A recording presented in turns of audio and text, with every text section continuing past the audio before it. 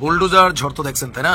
এবার আরেকটা অদৃশ্য ঝড় আসছে। এটা একটা ঘূর্ণিঝড়ের মতন ইফেক্ট করবে, প্রত্যেককে সাইজ করা শুরু করছে। বিশেষ করে রাঘব বোয়ালদের ধরার ঘোষণায় দিয়েছে সরকার। ডক্টর ইউনূস সরকারের একটা নতুন সিদ্ধান্ত, সুতরাং আর কারোর রক্ষা নাই, খেলা জমছে। আঙুল বাঁকা করেছে, আর কোনো সুযোগ নাই। ঘটনা শুরু হতে যাচ্ছে দর্শক, ঘটনা ঘটছে, এই জন্য ঠিকঠাক মতো শক্ত করে আঙুল বাঁকা করেছে। 7টি বিষয়ে অনেক দূরে গিয়ে একটা ফুল দিতে গিয়ে শৃঙ্খলা রাখতে পারেন নাই, এত বড় রাজনৈতিক দল হওয়ার পরেও, তাহলে আপনারা দেশে শান্তি শৃঙ্খলা এবং শৃঙ্খলা কিভাবে আনবেন? This is the biggest question right now, and it's very concerning. ভারতের সেনাপ্রধান এখন এক ধরনের পাগল হয়ে গিয়েছে। চায়না দখল করে নিয়েছে ভারতের পূর্ব অঞ্চলের বিশাল জায়গা, আর same time Pakistan Kashmir attack করছে। সেই দুই দিকে তাদের যুদ্ধ। এখন তৃতীয় দিকে ভারতের সেনাপ্রধান নজর দিয়েছে বাংলাদেশ। এটা কেন হচ্ছে? এটা হচ্ছে ডক্টর ইউনূসের জন্য। আসলে আমাদের ভাগ্য, কপাল যে এরকম একটা লোক আসলে আমরা সরকার হিসেবে পেয়েছি। দারুণ একটা সুখবর সকলের জন্য, হ্যাঁ, সবার জন্য। এই কথা আমি বলছি 1.5 বছর আগে টকশোতে ওপেন, যে বাংলাদেশের শিক্ষা ব্যবস্থা চিকিৎসা ব্যবস্থা উন্নতি করার রাস্তা একটাই, সেটা হলো যারা যখন রাজনীতিবিদ হোক, মন্ত্রী, এমপি, মিনিস্টার, আমলা টালাম যা থাকবেন, তাদের সন্তানদের লেখাপড়ার জন্য বাইরে যাইতে পারবে না এবং তাদের ফ্যামিলি কারো চিকিৎসার জন্য বিদেশ যাইতে পারবে না। দেশের চিকিৎসা এবং স্বাস্থ্য খাত উন্নতি হবে। এতদিন যা গুঞ্জন ছিল সেটাই এবার প্রকাশ্যে আনলো চীন। নতুন বাংলাদেশের ভূরাজনীতি কি বদলে যাচ্ছে এবং চীন দ্রুত সেই শূন্যস্থান পূরণের উদ্যোগ নিয়েছে। চীনের সহযোগিতার অন্তর্নিহিত লক্ষ্য কি শুধু অস্ত্র বিক্রি, নাকি এর পেছনে আরো কৌশলগত পরিকল্পনা রয়েছে? 3টি গুরুত্বপূর্ণ কৌশলগত লক্ষ্য অর্জন করতে চাইছে। দর্শক, এবার বিস্ফোরক একটি তথ্য ফাঁস করেছে ভারতের সেনাপ্রধান। তিনি বাংলাদেশ এবং পাকিস্তানকে জুড়ে যে তথ্যটি ফাঁস করেছে সেটি সত্যি চমকে ওঠার মতো। প্রিয় দর্শক, ভারতের সেনাপ্রধান হঠাৎ করে বাংলাদেশ বিষয়ে কেন এতটা উঠে পড়ে লাগলো তা যদি জানতে চাই, তাহলে অবশ্যই আমাদের প্রবেশ করতে হবে খবরের অন্তরালে। প্রিয় দর্শক, তাই বলবো যারা ভিডিওটি অন করেছেন তারা অবশ্যই নিউজটি না টেনে সম্পূর্ণ মনোযোগ সহকারে দেখবেন। তাহলেই বুঝতে পারবেন যে ক্ষমতার অন্দরমহলে বা পররাষ্ট্র নীতিতে এই মুহূর্তে ঠিক কি ঘটতে চলেছে, বিশেষ করে বাংলাদেশ, পাকিস্তান, চীন এবং ভারতকে কেন্দ্র করে। প্রিয় দর্শক, এরই সাথে সাথে আপনারা ইতিমধ্যেই বুলডোজার ঝড় কিন্তু দেখে ফেলেছেন। কিন্তু প্রিয় দর্শক, এবার এমন একটি ঝড় দেখতে চলেছেন যেটা আসলে চোখে দেখা যায় না, কিন্তু এটার কার্যক্ষমতা এতটাই বেশি যেটি বুলডোজার ঝড়কেও হার মানাবে। প্রিয় দর্শক, বুলডোজার ঝড়টি কিন্তু প্রবাসী সাংবাদিক ইলিয়াস থেকে শুরু করে পিনাকি ভট্টাচার্য বা আরও যত অ্যাক্টিভিস্ট রয়েছে তারা কিন্তু তাদের ভিডিও বার্তা বা পোস্টের মাধ্যমে ছড়িয়ে দিয়েছিল। কিন্তু প্রিয় দর্শক, এইবার যেই ঝড়টি দেখতে চলেছেন সেটি স্বয়ং ডক্টর মোহাম্মদ ইউনূসের মাধ্যমে উঠতে চলেছে। প্রিয় দর্শক, ডক্টর মোহাম্মদ ইউনূস হঠাৎ করে ঠিক কী খেলাটি দেখাতে চলেছেন, যেটার বহিঃপ্রকাশ অলরেডি কিছুটা ঘটেছে, যারও বিস্তারিত আলোচনা আপনারা দেখবেন। এমনকি ভিডিওটি দেখলেই আগামীতে ঠিক কী ঘটতে চলেছে সেটিও বুঝতে পারবেন। তো প্রিয় দর্শক, আমি আর বেশি কথা বাড়াবো না। আমি ভিডিও শুরুতেই আপনাদের যেই ভিডিওগুলোর অংশ বিশেষ দেখিয়ে শুরু করেছিলাম সেই ভিডিওগুলোর বিস্তারিত আলোচনা দেখাবো। তবে তার আগে বলি, যারা এখনও চ্যানেলটি সাবস্ক্রাইব করেননি সকলে চ্যানেলটি সাবস্ক্রাইব করে পাশে থাকা বেল আইকনটি বাজিয়ে দিবেন। আর যারা ইতিমধ্যেই সাবস্ক্রাইব করে রেখেছেন তাদের সকলকে অসংখ্য ধন্যবাদ। তো চলুন একটি লাইক দিয়ে আমরা ধারাবাহিকভাবে সবগুলো ভিডিওর বিস্তারিত আলোচনা দেখে আসি। বুলডোজার ঝড় তো দেখছেন তাই না? এবার আরেকটা অদৃশ্য ঝড় আসছে। এটা একটা ঘূর্ণিঝড়ের মতন ইফেক্ট করবে। ইউনূস সরকারের যে প্রশাসন আছে আস্তে আস্তে প্রত্যেককে সাইজ করা শুরু করছে। বিশেষ করে আওয়ামী লীগ সরকারের আমলে যারা অতি গুরুত্বপূর্ণ পদগুলোকে হোল্ড করেছিলেন, যেমন ধরেন ডিসি, এসপি, সচিব, আরো বিভিন্ন যে কি পয়েন্টগুলো আছে লাইক আইজিপি, আমাদের সেনাপ্রধান এখনো বাদ আছেন, আরো অনেকেই যারা বিভিন্ন জায়গাতে ছিলেন, ইভেন অনেকে অবসরপ্রাপ্ত হয়েছেন। ভাবছেন যে আমার তো আর বিপদ নাই, কিন্তু ভাই বিপদ আপনার উপর ঘূর্ণিঝড় আকারে খুব শীঘ্রই অবতীর্ণ হতে যাচ্ছে। গতকালকে 22 জন ডিসির উপর যেই ঘূর্ণিঝড় গেছে, এবার প্রশাসনের খুবই শক্ত অবস্থানে থাকা যারা এসপিরা আছেন তাদের উপর ঝড় যাচ্ছে। পুলিশের ছোটখাটো পদে যারা ছিল তারা অনেকেই অভিশংসিত হয়েছে, চাকরি হারিয়েছে, বরখাস্ত হয়েছে। বাট এবার রাঘব বোয়ালদের ধরার ঘোষণায় দিয়েছে সরকার। 2018 সালে যে রাতের ভোট হয়েছে, সেই রাতের ভোটকে যারা সহযোগিতা করেছেন, এই সহযোগিতার প্রধান একটা কি পয়েন্ট ছিল আইন শৃঙ্খলা বাহিনীর যারা সর্বোচ্চ পদে ছিলেন জেলা পর্যায়ে এসপি সাহেবরা। আজকে আমরা দেখলাম যে আপনার সরকারের পক্ষ থেকে বলা হয়েছে যে 2018 সালে নির্বাচনের সময় দায়িত্ব পালনকারী 64 জেলায় যে সকল পুলিশের এসপিরা ডিউটি পালন করেছেন তাদেরকে ওএসডি অথবা বাধ্যতামূলক অবসরে পাঠানো হবে। আর এই ঘোষণা কে দিয়েছেন? যুব এবং ক্রীড়া উপদেষ্টা আসিফ মাহমুদ। যেহেতু সরকারের সিদ্ধান্ত, তার মানে ডক্টর ইউনূস সরকারের একটা নতুন সিদ্ধান্ত। আর তিনি তার ফেসবুক পোস্টের মাধ্যমে বলেছেন যে 2018 সালে রাতের ভোটের নির্বাচনে 64 জেলার দায়িত্বে থাকা এসপিদের বাধ্যতামূলক অবসরে পাঠানো হচ্ছে। এর আগে 2018 সালে অনুষ্ঠিত একাদশ নির্বাচনের রিটার্নিং কর্মকর্তা হিসাবে দায়িত্ব পালন করা 33 জন ডিসিকে ওএসডি করেছে। আর আমরা তো দেখি যে এরপর আসলে কাদের তালিকা আসতে যাচ্ছে। আমার মনে হয় এরপরে ধরেন যারা ইউএনও আছেন তাদের উপর একটা ঝড় আসতে যাচ্ছে, হতে পারে এরপরে এসপি যারা আছেন তাদের উপর ঝড় আসতে যাচ্ছে, থানার ওসি তাদের উপরে ঝড় আসতে পারে ধাপে ধাপে। কারণ কি সরকার আস্তে আস্তে কন্ট্রোলিং নিচ্ছে। রাষ্ট্র ক্ষমতায় আসার পরে হুট করে যদি এসপিদেরকে বহিষ্কার করতো তাহলে কি হতো, বিশৃঙ্খলা তৈরি হতো। এখন সরকার মোটামুটি এই প্রশাসনগুলোর উপরে একটা স্টেবিলিটি পেয়ে গেছে। সো আস্তে আস্তে যারা যারা সরকারের টার্গেটেড ব্যক্তি প্রত্যেককেই অভিশংসিত হবে। এর পাশাপাশি আরেকটা বিষয় আছে, যে সকল প্রশাসনিক এবং সরকারি কর্মকর্তারা অবসরপ্রাপ্ত হয়েছেন বা দুর্নীতি করছেন তাদেরকেও ধরা হবে। সুতরাং আর কারোর রক্ষা নাই, খেলা জমছে। এগুলাতে একটা পজিটিভ দৃষ্টিভঙ্গি কোনটা আছে, আমি মনে করি আগামী দিনে নির্বাচনে যারা দায়িত্ব পালন করবেন রাজনৈতিক সরকার কর্তৃক প্রভাবিত হয়ে পরবর্তী সরকার আসলে এই সিদ্ধান্তগুলা কন্টিনিউ হতে থাকবে। ভারতের সেনাপ্রধান এখন এক ধরনের পাগল হয়ে গিয়েছে। চায়না দখল করে নিয়েছে ভারতের পূর্ব অঞ্চলের বিশাল জায়গা, আর same time Pakistan Kashmir attack করছে। সেই দুই দিকে তাদের যুদ্ধ। এখন তৃতীয় দিকে ভারতের সেনাপ্রধান নজর দিয়েছে বাংলাদেশ। বাংলাদেশে নাকি পাকিস্তানের গোয়েন্দা সংস্থা এসে ভরপুর হয়েছে, কারণ চিকেন লেগকে দখল করবে পাকিস্তানের গোয়েন্দা সংস্থা প্লাস চায়নার সেনাবাহিনী। এই 40 কিলোমিটার দখলের ভিতরে নেপালের সাথে সরাসরি বাংলাদেশের হয়ে যাবে সম্পর্ক। ডক্টর মোহাম্মদ ইউনূসের এই হুঙ্কার চলছে এখন নেপাল এবং ভুটানের সাথে সরাসরি হবে বাংলাদেশের ব্যবসা বাণিজ্য। এই কারণে ভারতের সেনাপ্রধান আজকে যে বক্তব্য দিয়েছে, প্রিয় দর্শক, এই সেই চিকেন নেক, যেই চিকেন নেককে নিয়ে আমরা 53 বছরে কোনো সুবিধা নিতে পারি নাই, কিন্তু ডক্টর মোহাম্মদ ইউনূসের ঘোষণায় এখন আতঙ্কিত ভারত। ভারতের নরেন্দ্র মোদী উলটপালট কথা বলছে, সেনাপ্রধানও উলটপালট কথা বলছে, কারণ চায়না এবং পাকিস্তান দুজনই চাচ্ছে বাংলাদেশে ডক্টর মোহাম্মদ ইউনূসকে সহযোগিতা করতে। সরাসরি যোগাযোগ ব্যবস্থা হয়ে যাবে চায়নার সাথে নেপাল দিয়ে আমাদের, কারণ নেপালের যদি আমরা 40 কিলোমিটার চিকেন লেগ দখল করতে পারি তাহলে আমরা নেপাল হয়ে চায়নায় আমরা সরাসরি সব ব্যবসা বাণিজ্য চালু করতে পারবো। ভুটান হয়ে আমরা সরাসরি চায়নার সাথে ব্যবসা বাণিজ্য চালু করতে পারবো। আর পাকিস্তান এতে তাদের পূর্বের যে একটা দেশ ছিল, একই দেশ ছিল, সেই কারণে পূর্বের মমতা থেকে, ভালোবাসা থেকে বাংলাদেশকে অন্তত সাহায্য করে ভারতের দাঁত ভাঙ্গা জবাব দেওয়ার জন্য পাকিস্তান প্রস্তুত বাংলাদেশকে সহযোগিতা করতে। আর এরই মাঝে ভারতকে যখন দাঁত ভাঙ্গার জবাব চায়না আর পাকিস্তান দিচ্ছে, নীরব দর্শকের ভূমিকা থাকতে চাচ্ছে আমেরিকা এবং ইউরোপ। তারাও ক্ষেপে আছে নরেন্দ্র মোদীর কার্যক্রমের উপরে। স্পেশালি বাংলাদেশের বিষয়ে নরেন্দ্র মোদীর নগ্ন হস্তক্ষেপ 15.5 বছর শেখ হাসিনা যেভাবে জুলুম নির্যাতন বাংলাদেশে করেছে, সেই কারণে সেই প্রতিশোধটা এখন সবাই মিলে ভারতের উপরে নিতে চাচ্ছে। সম্প্রতি 7টি বিষয়ে বিএনপি জামাতের মধ্যে প্রতিযোগিতায় জামাত শিবির অনেক দূরে গিয়ে। দর্শক, বিবিসি বাংলার একটা রিপোর্টের উপর ভিত্তি করে আমরা আলোচনা করছি।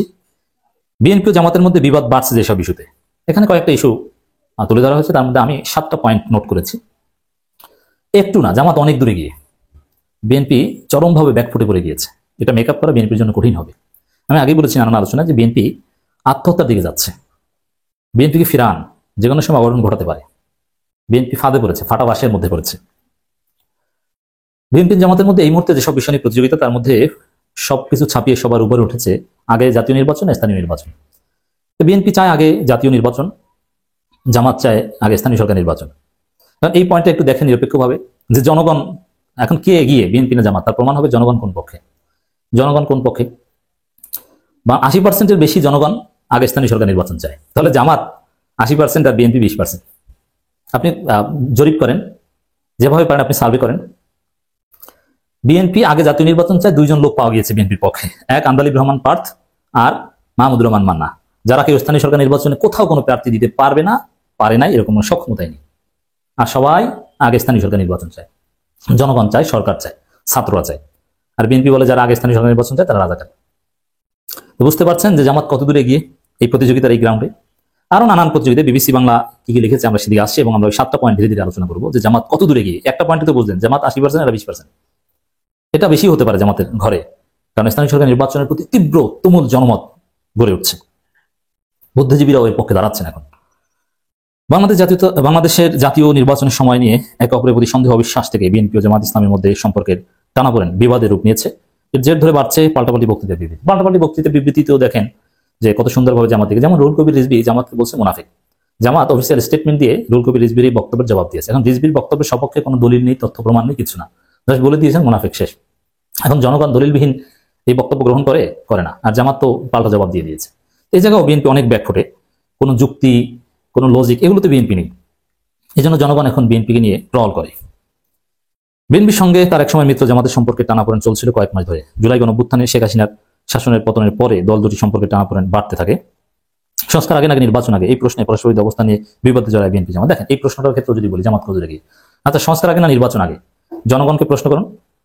জামাত বলছে সংস্কার আগে, আর বিএনপি বলছে কিসের সংস্কার? নির্বাচন। সংস্কার হচ্ছে নির্বাচনের পরে, পার্লামেন্ট করবে, পার্লামেন্ট ছাড়া সংস্কার হবেই না।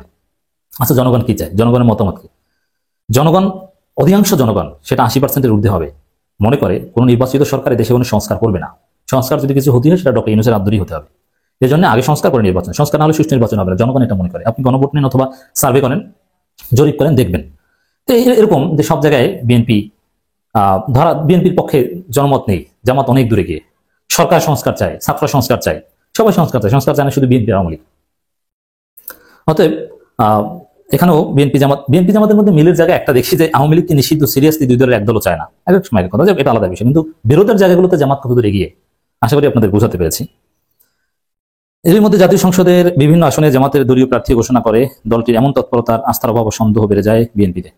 সর্বশেষ স্থানীয় সরকার নির্বাচনে পরস্পর বিরোধী অবস্থানে দল। স্থানীয় সরকার নির্বাচনের ঘটনা তো আপনাদের বললাম যে জামাত কত দূরে গিয়ে 80-20, 8-2। বিএনপি জাতীয় নির্বাচন আগে, অন্য কোনো নির্বাচন চায় না, আর জামাত আগে স্থানীয় সরকার নির্বাচন চাইছে।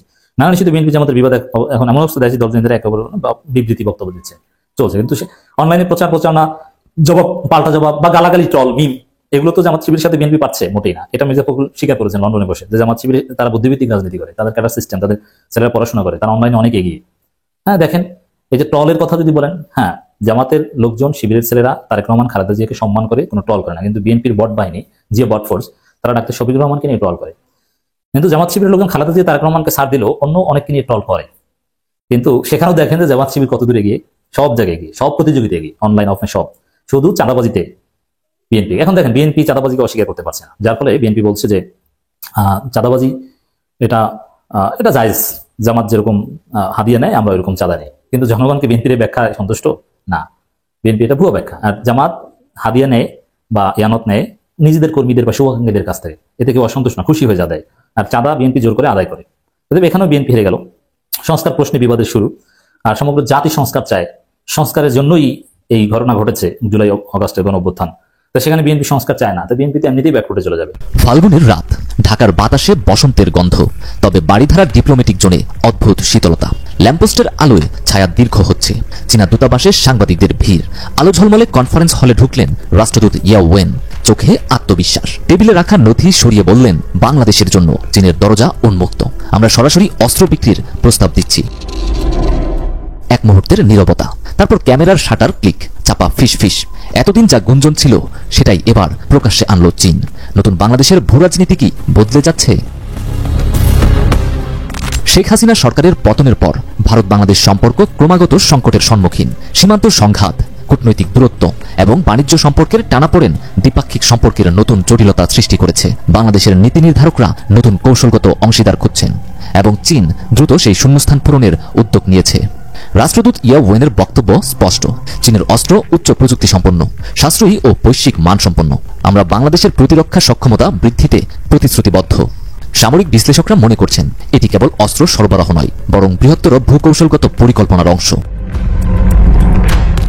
বাংলাদেশের কৌশলগত অবস্থান এমন যে এখানে মিত্রতার সমীকরণ দ্রুত পরিবর্তিত হয়। বর্তমানে ঢাকা দিল্লি সম্পর্কে টানাপোড়েন চরমে পৌঁছেছে। সীমান্ত হত্যা, বাণিজ্য ভারসাম্যের অভাব এবং আঞ্চলিক প্রভাব বিস্তারের প্রতিযোগিতা পরিস্থিতিকে আরও জটিল করে তুলেছে। এই প্রেক্ষাপটে চীনের অস্ত্র বিক্রির ঘোষণা একটি সুপরিকল্পিত পদক্ষেপ। এটি কেবল প্রতিরক্ষা সহযোগিতার প্রসার নয়, বরং বাংলাদেশে নিরাপত্তা কাঠামোয় চীনের দীর্ঘমেয়াদী অবস্থান সুসংহত করার কৌশল। ভারত দীর্ঘদিন ধরে বাংলাদেশের প্রতিরক্ষা খাতের প্রধান অংশীদার ছিল, কিন্তু চীনের এই পদক্ষেপ দিল্লিকে তার নীতি পুনর্বিবেচনা করতে বাধ্য করবে। চীনের সহযোগিতার অন্তর্নিহিত লক্ষ্য কি শুধু অস্ত্র বিক্রি, নাকি এর পেছনে আরও কৌশলগত পরিকল্পনা রয়েছে? ইতিহাস বলে, শক্তিধর রাষ্ট্রসমূহ কখনো নিছক সামরিক সহযোগিতার ভিত্তিতে সম্পর্ক গড়ে তোলে না। প্রতিটি পদক্ষেপ সুপরিকল্পিত ও বহুমাত্রিক। বিশ্লেষকদের মতে চীন বাংলাদেশের প্রতিরক্ষা খাতে প্রবেশের মাধ্যমে 3টি গুরুত্বপূর্ণ কৌশলগত লক্ষ্য অর্জন করতে চাইছে। 1. অস্ত্র সরবরাহের মাধ্যমে বাংলাদেশের প্রতিরক্ষা নির্ভরতা তৈরি করা। 2. দীর্ঘমেয়াদে বাংলাদেশের পররাষ্ট্র নীতিতে চীনের কৌশলগত প্রভাব বিস্তার করা। 3. দক্ষিণ এশিয়ায় ভারতের প্রতিরক্ষা আধিপত্যকে চ্যালেঞ্জ করা এবং ভূকৌশলগত প্রতিযোগিতার নতুন ক্ষেত্র তৈরি করা। সামরিক বিশ্লেষকরা মনে করছেন, উন্নত অস্ত্র সরবরাহের ফলে বাংলাদেশের ভবিষ্যৎ প্রতিরক্ষা চুক্তিগুলোও চীনের ওপর নির্ভরশীল হয়ে পড়বে, যা ভারতের জন্য কূটনৈতিক চ্যালেঞ্জ হয়ে দাঁড়াবে। বাংলাদেশে চীনের অস্ত্র সরবরাহ কেবল বর্তমান রাজনৈতিক পরিস্থিতির জন্য গুরুত্বপূর্ণ নয়, বরং ভবিষ্যৎ সামরিক সমীকরণেও গুরুত্বপূর্ণ ভূমিকা রাখতে পারে। বিশেষ করে ভবিষ্যতে যদি আঞ্চলিক উত্তেজনা বৃদ্ধি পায়, তাহলে চীন কি বাংলাদেশের প্রতিরক্ষায় সরাসরি ভূমিকা রাখবে? অস্ত্র সরবরাহ কি সংকটকালীন সামরিক সহযোগিতার পূর্বাভাস? চীনের কৌশলগত ইতিহাস বলে, তারা সাধারণত অস্ত্রের সরবরাহের দেশগুলোকে মিত্র রাষ্ট্র হিসেবে বিবেচনা করে। অতীত অভিজ্ঞতা অনুসারে যদি সামরিক উত্তেজনা বৃদ্ধি পায়, বিশেষ করে ভারতের সঙ্গে, তাহলে চীন কূটনৈতিক সমর্থন প্রদান করতে পারে, এমনকি সামরিক সহযোগিতাও অগ্রসর হতে পারে। রাত গভীর হচ্ছে, ঢাকার কূটনৈতিক এলাকায় আলো নিভে আসছে। তবে বাড়িধারায় চাইনিজ এম্বাসির ভেতরে একজন গুরুত্বপূর্ণ চীনা কূটনৈতিক তখনও সজাগ। দূতাবাসের জানালার ওপাশে তিনি একমনে নিচের ব্যস্ত রাস্তাগুলোর দিকে তাকিয়ে আছেন। কিছুক্ষণ পর মোবাইলটা তুলে নিয়ে একটা নম্বরে ডায়াল করলেন। ওপাশ থেকে ভারী গলায় কেউ বলল, সব ঠিক আছে তো? জবাবে গুরুত্বপূর্ণ সেই চীনা অফিসার একটু হাসলেন, জানালা দিয়ে ঢাকার আকাশের দিকে তাকিয়ে বললেন, কমরেড, খেলা তো মাত্র শুরু হয়েছে। দর্শক, আমি আশা করছি আপনারা সকলে অত্যন্ত মনোযোগ সহকারে সবগুলো ভিডিও দেখেছেন। এমনকি দর্শক, যদি এই ভিডিওগুলো সম্পর্কে আপনাদের কোনো মতামত থেকে থাকে তাহলে তো অবশ্যই জানাবেন। দর্শক, নিউজটি শেষ করছি এখানেই, ফিরছি পরবর্তী নিউজে নতুন কোনো টপিকে। আল্লাহ হাফিজ।